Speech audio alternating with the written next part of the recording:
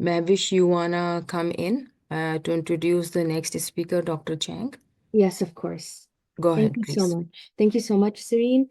So today I have the honor of introducing my research mentor, Dr. Sulie L. Chang. Dr. Sulie L. Chang came from Taiwan to USA many years ago. Since 2007, she has served as the founding director of the Institute of Neuroimmune Pharmacology, or INIP, at Seton Hall University. Recently, Dr. Chang was appointed Distinguished University Research Professor at Seton Hall University.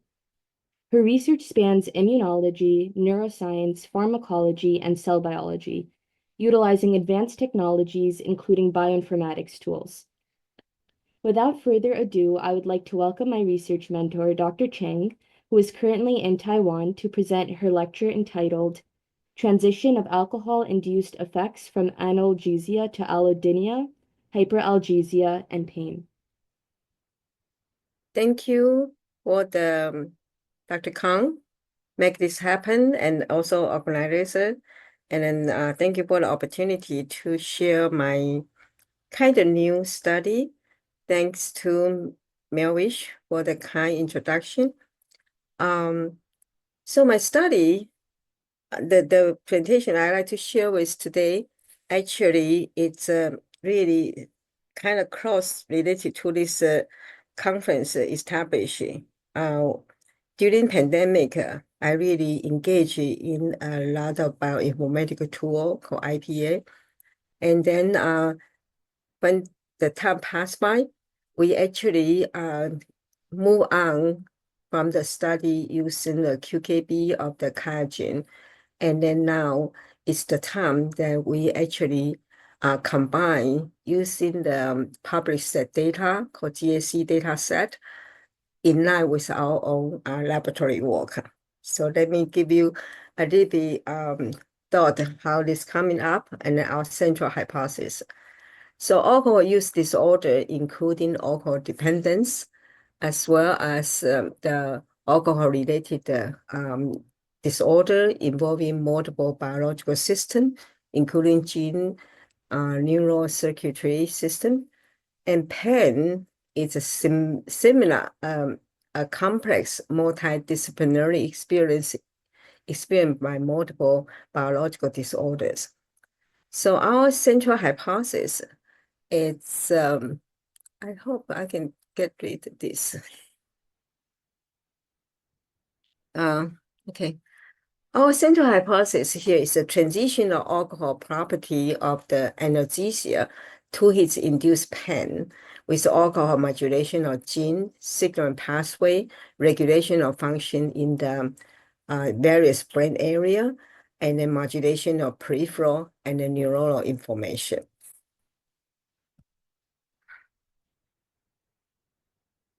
And as I mentioned earlier, the study actually is really integration of a in vivo in silico study. And the tool for the in silico involving the in-generated pathway analysis IPA software and also the Onimus database. Then this tool was allow researcher to specifically filter, organize, and generate biological model from the data set.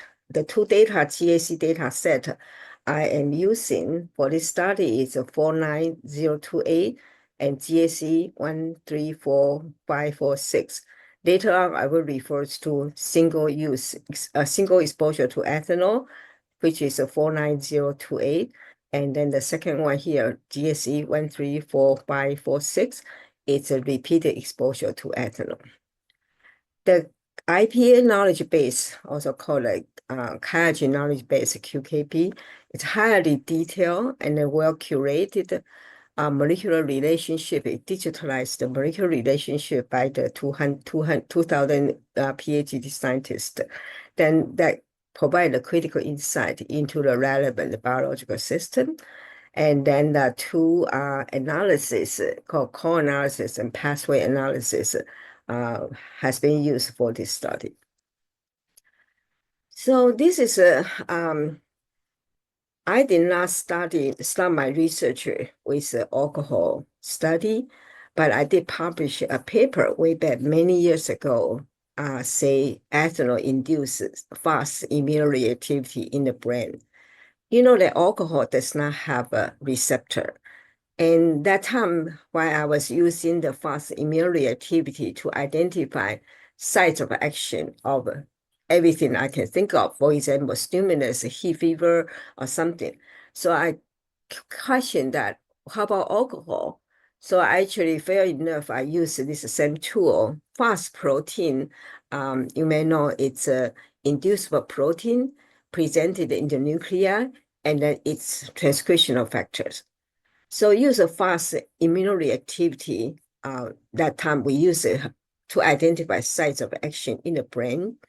And then we show that fast IP injection, ethanol IP injection. These days, people don't really use IP injection or ethanol anymore.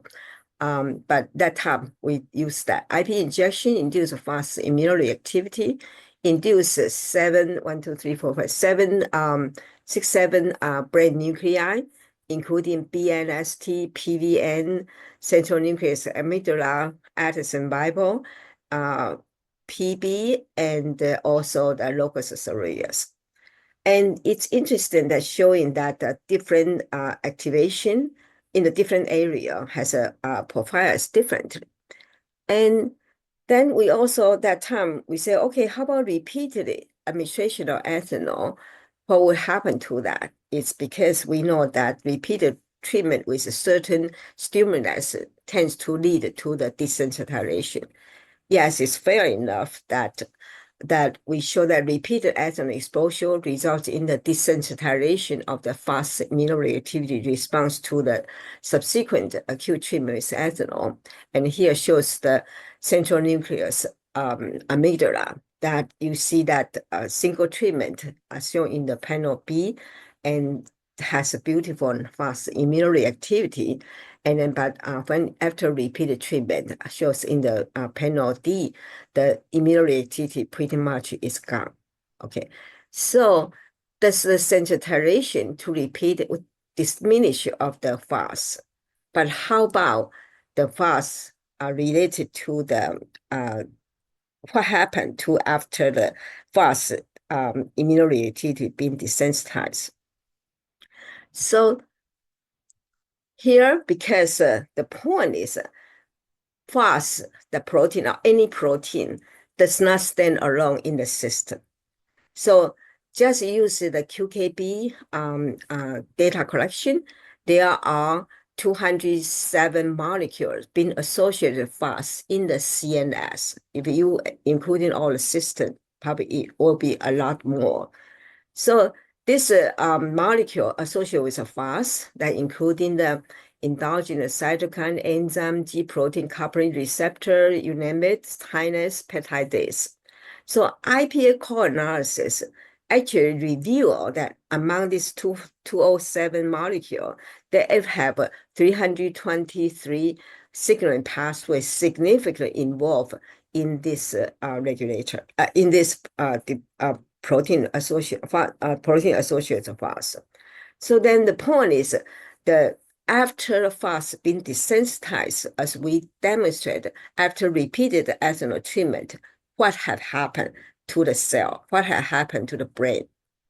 So we have some look into, and then so you may notice that that paper, the one I just summarized, that is almost 30 years ago's paper. And then, but in the past 2-3 decades, people report that the continuous exposure, continued drinking or alcohol use disorder would lead to the pain. But fast has diminished, right? The sensitization is gone. So what happened to that? So the report keep on mentioning that we noticed that the brain region that involved in the alcohol, 3 stages of alcohol uses, for example, intoxication, just drink, cause intoxication, and then repeated drinking, and then stop drinking will cause withdrawal, or the subject would actually anticipate drinking alcohol, so-called alcohol anticipation. And the chronic pain. So when all this study that identified the brain area related to all this physiological stage of the drinking alcohol and the pain, chronic pain, that has a brain area that involve, they are overlapping, including prefrontal cortex, nuclear accumbens, amygdala, and the other, I couldn't see the what that. But in this study, I will share with you using the prefrontal cortex to demonstrate the study between the pain and the alcohol.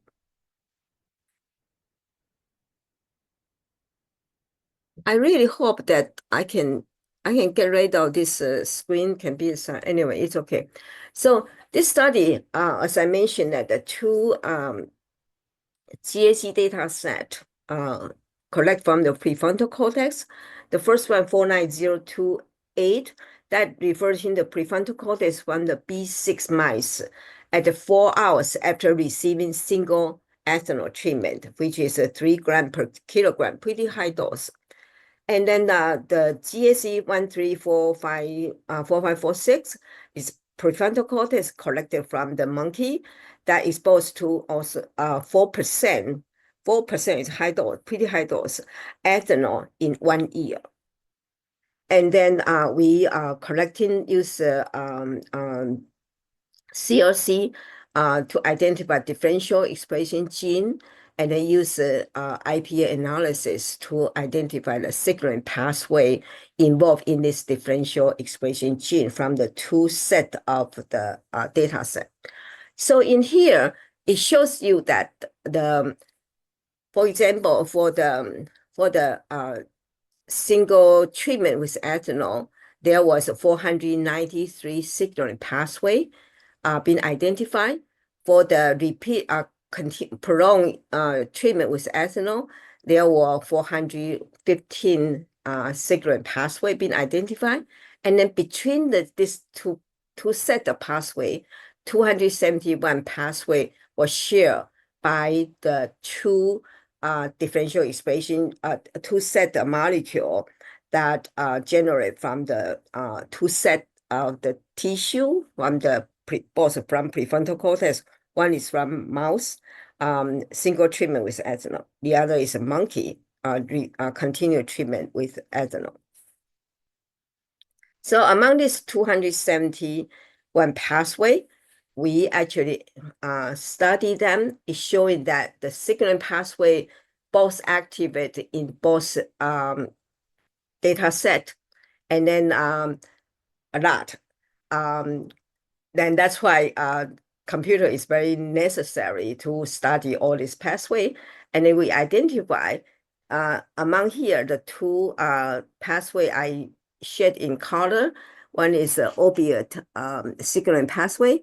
The other one is a neuropathic pain signaling pathway. And then another bunch here is the signaling pathway inhibiting both set of data. And then move on, we further analyze signaling pathway activate in one set, but inhibit by the other set. And then here list the signaling pathway that inhibit in the 4906, but activate in the repeated treatment with ethanol. Here I highlight the mTOR signaling pathway. And further on, the rest of them. Basically, is using the computer tool that we were able to detail each singular pathway then be identified using the QIAGEN. So here has a 3 pathway. I just mentioned that, opiate signaling pathway, and then neuropathic pathway, and then also mTOR pathway. And here, the orange showing this is pathways direction, which is activated, and then also blue also activated. But here, that direction is one is up, one is down in the mTOR. So these 3 pathway was highlighted because based on the literature and also QKB's information, these 3 pathway are related to the pain. So then we spent some time to study regarding these three pathways. So mTOR signaling pathway that is critical involved in development of pain, and then the activation of mTOR promote pain development. So here that in this blue, that is a single treatment with ethanol, it decrease the mTOR, but then prolonged treatment with ethanol increase mTOR. So therefore, this up and down of the pathway here suggests that this pathway show it to us that for these two set of the prefrontal cortex created from the two groups of the subject. Okay, one is mice given single ethanol treatment, one is monkey given 1 year ethanol treatment. That suggests this pathway was increased, activate in the prolonged treatment with ethanol of the monkey, that suggests that they have the increased pain. And the second one is the activation of neuropathic pain signaling pathway. So neuropathic pain pretty much is suggested in the spinal cord that would lead to increased pain signal. So both increase in the single treatment and then prolonged treatment with ethanol. However, the activation, the Z-score activation in the repeat treatment is higher than the single treatment. So this, the pattern of signaling pathway also suggests that this pathway involved in the increased pain of the repeated treatment with ethanol. And third one is activation of opioid signaling pathway. That both activation that and then opioid signaling pathway would reduce transmission of pain signal. So in the single treatment, the reduce of the signal treatment is higher in the single treatment, and then in the repeat treatment with the ethanol is lower. So that suggests that the single treatment pathway would induce, we said, the anesthesia, but then the pain, because reduce the pain in the repeat treatment was decreased. So therefore, the pain sensation is therefore increased. So also for this particular signaling pathway, we take advantage of the QKB's the pathway analysis here. It shows that the core analysis and those molecule and then also signaling pathway analysis put on all these critical molecule CRB, NF-kappa B, and then also lead to this OPMI, which is opioid receptor cigarette. That is shows that the opioid signaling pathway associated with this repeated treatment of the 13-4-5-4-6 shows downregulation of both CRB, CREB, and NF-kappa B. This in turn result in the inhibition of OPMRN, which is, I will talk about that later when we use showing our own data using the mouse study. So here I am saying that many literature show that alcohol use affect the pain system, and then analgesic effect with the initial exposure, but induce pain. The data I just showed to you, I hope I convince you that by studying these three pain signal pathway, that actually suggests it's called data-driven discovery. We have all the data getting from the GAC data set, and then this treatment would look at their data, and then it's called data-driven discovery. Although in the beginning, I told you I have hypothesis because this is after all this study already. But before the study, we just say, let's look at the data we have. This is what I call data-driven discovery. And then they suggest the differential molecule of the signaling pathway, including, but actually may not limit it to the three pain-related pathway I just shared with you. And then this three pathways appear to be involved in the alcohol-induced effect from anesthesia, the change from anesthesia to anhedonia, hypoalgesia, or pain. Okay, this information, I believe, could be valuable to develop a therapeutic agent, and then lead to the multiple signaling pathway, possible lead to the potent and powerful, we call it cocktail therapy. Well, we scientists from day one, the high school investigator, been taught that, well, we had to be I didn't do the pen assessment, right? I used the data set, talk about the molecule, talk about signal and pathway. I call it data-driven discovery, suggest this. And then I said, okay, let's develop a drug. Then scientists said, no, not quite sure. And then experiment model were not same. One is mice, the other one is monkey. I say, okay, since my graduate student, they are very interested to test whether the single subject, I get mice, would shows the alcohol-induced anesthesia and then repeat treatment with alcohol or ethanol that would lead to the induced pain. Okay, so this is a hypothesis testing investigation. We have hypothesis. This time we say that ethanol treatment in the beginning, it's induced anesthesia, but repeated treatment would lead to the pain. So we use B6 mice, male, female, and then one cycle of 3-day binge ethanol, and repeat every week. And you may ask me why I use a 3-day binge ethanol. That actually really start from beginning when I decided to study the binge drinking.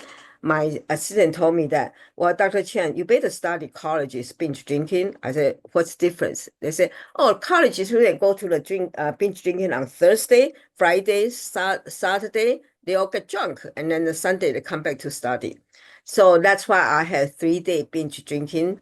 And then it's a high dose, high concentration model here. And then the animal, when we give the 3-day binge treatment every day, we actually monitor their mechanical and the thermal pain assessment. So, so this is just repeat showing what I just told you, and we do we do the IG conditionally, and then IG injection. IG means garage for drinking.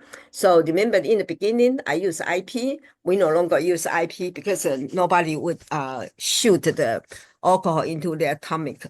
So then, after the study of this, some of the study, we use a cumulative dose of opiate treatment followed by heart rate to assess their what's the mechanism of this involved, and then that related to the one I say opiate dependent pathway.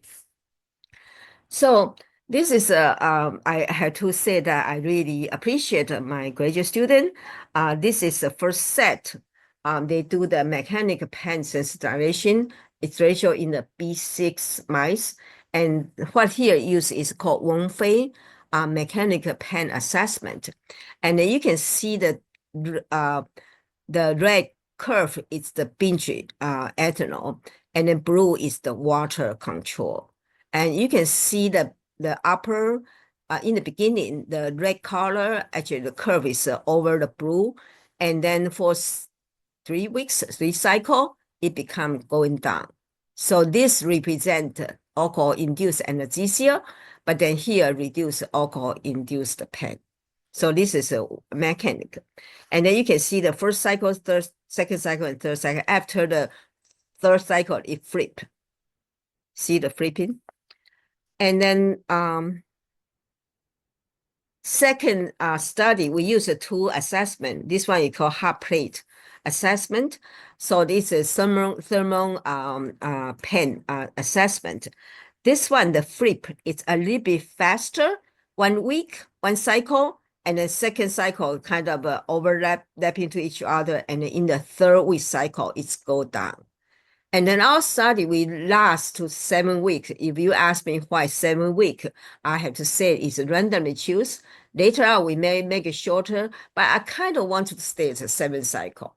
Okay, so when we repeat the study, we said, okay, now let's study what happened to the first cycle and then what happened to the 7th cycle when we talk about the when we talk, this is just summarize what we have here. So then the first cycle, second cycle, the one-phase study, a half-phase study. Then you can see it's very clear. In the first cycle, the alcohol actually induce anesthesia, and then when we come down to 7th cycle, you can see that alcohol really induce pain. They sensitize the pain so fast. The threshold is so little here, particularly one-phase study. So then in this way, that time we just said what have happened. Remember that the opiate, Milwish's introduction that was some time ago, I studied opiate study. So therefore, we take advantage of something called cumulative dosage of the morphine, and then to examine what happened, whether naltrexone can reverse the binge drinking, binge treatment, binge ethanol, enhancement of morphine antinociception. That means that the reverse of the morphine's antinociception just for the ethanol treatment animal versus water treatment animal. We give cumulative doses of alcohol and morphine, and then examine their response to the thermal heat. And then that shows that the ethanol animal actually enhance the morphine's antinociception. So that means they induce the anesthesia effect. And then when we compare this one cycle, which is the insert here is the figure I just showed to you. But then when we have this one cycle to 7 cycle, the 2 curve I just showed to you, then we also repeat the study to showing that the ethanol animal that actually has higher enhanced the morphine antinociception effect. But when it comes down to 7 cycle, you can see the orange curve, it go under the blue color. That means the animal at the 7 cycle of treatment ethanol, they actually has a pain, reduce the pain. So then we actually are collecting the brain tissue, particularly prefrontal cortex. Okay, and then we examine the 1 cycle versus 7 cycle, the expression of NF-kappa B, as well as OPMI, the receptor. You can see that the treatment with binge ethanol that decrease the OPMI, the opiate receptor.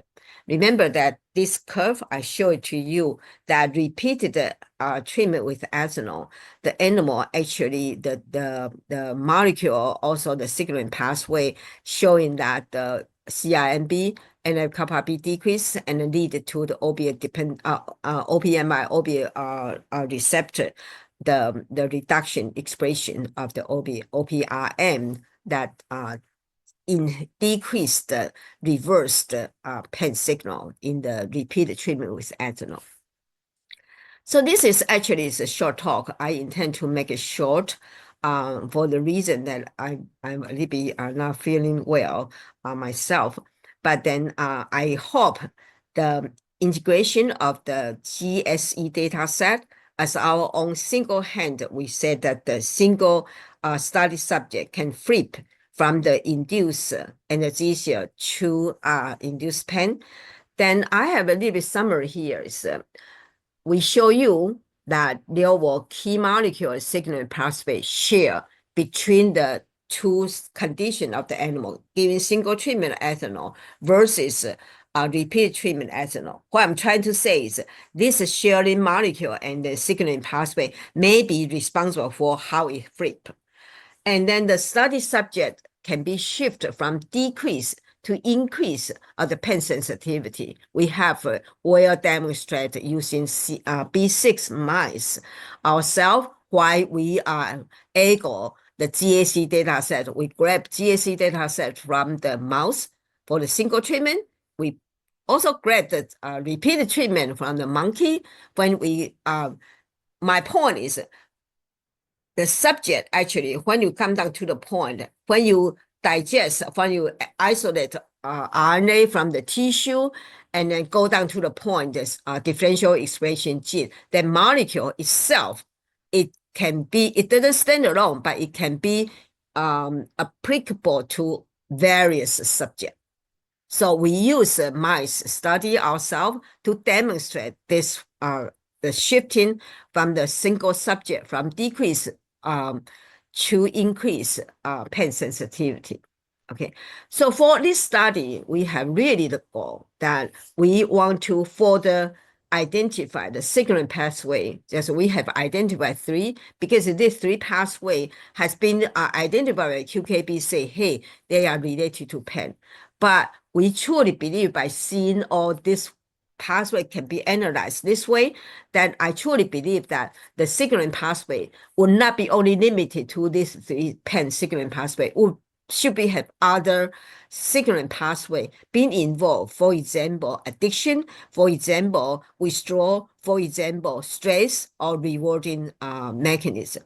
Okay, and based on all this signaling pathway, I believe that we should be able to develop a therapeutic agent to target multiple signal to lead to powerful curtail for the alcohol use disorder patient.